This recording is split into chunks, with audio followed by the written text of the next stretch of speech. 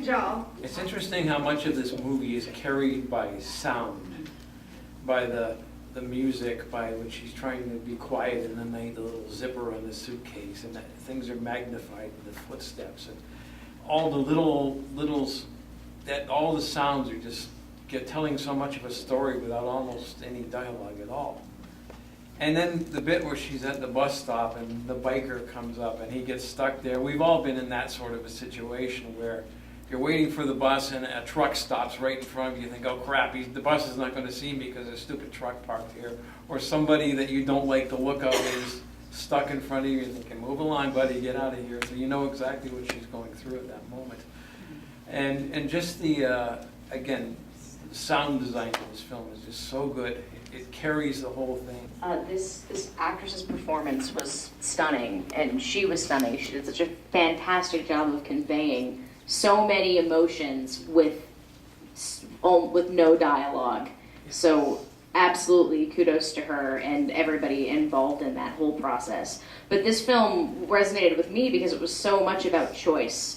It didn't seem to matter if she used the gun or not. Having it enabled her to make more choices within herself and then within her life. And I thought it was fantastic. I just thought it was great. Again, I see some similarity with Raider of the Lost Ark. You can be strong and have a lot of skill and a big sword, but nothing speak louder than a gun in your face. Well, I guess because India also have like some social issue with women rights, and I think it reflected the fact that she didn't have a dialogue because she didn't have a voice, which for women maybe they didn't have enough voice and they had to struggle and work really hard to reach where they are. So I thought that was a very heartfelt film and very important film, and even though she didn't have any dialogue, she spoke a lot.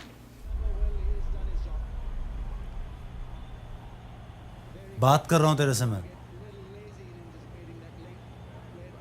Just for me, I like how she drew me into her world, and a world that I would never see.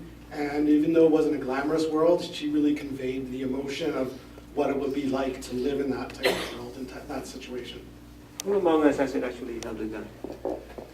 The movie actually reminds me of The Hobbit or the Lord of the Rings series, with the obsession that comes with possessing whatever is conveying the power. And to her, that is the gun. So there's a whole sequence there where she would want to, give it up, but then return to it, and then, sort out her own feelings about this weapon.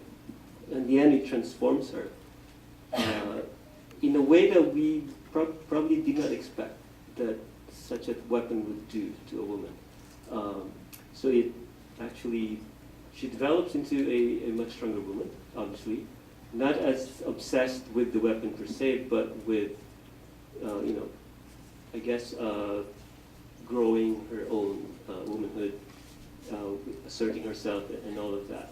I'm not sure what the exact link is between having the weapon and becoming this woman, but in her case, it does happen. And in the end, the weapon itself is useless. But the fact that it's in her possession and just beyond, threatening to use it, but actually attempting to use it, transforms her own world.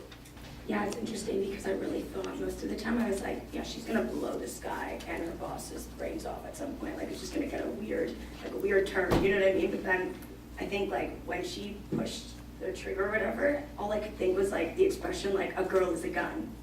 Like, cause like in that minute suddenly she was just like, oh wait, like this guy has just as little like power as I do. Like he's just as scared as I am. Like what the hell was I afraid of? Like I don't need a gun, you know what I mean? Like I am a gun. Like so it was interesting in that sense because I was like totally on the track of like it's all about the gun, it's all about the gun. Like she's gonna kill someone or like whatever. But like it was totally just not about the gun. You know what I mean? Like it was totally about her.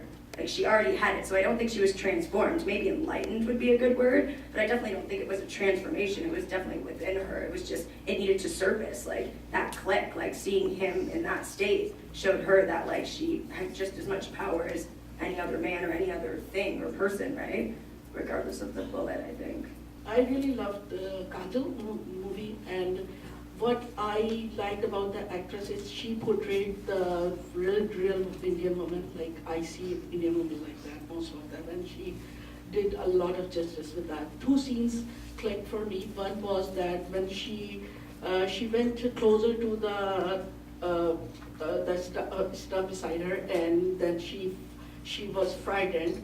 But when the scooter stopped, the bike stopped, then she felt safe with that thing.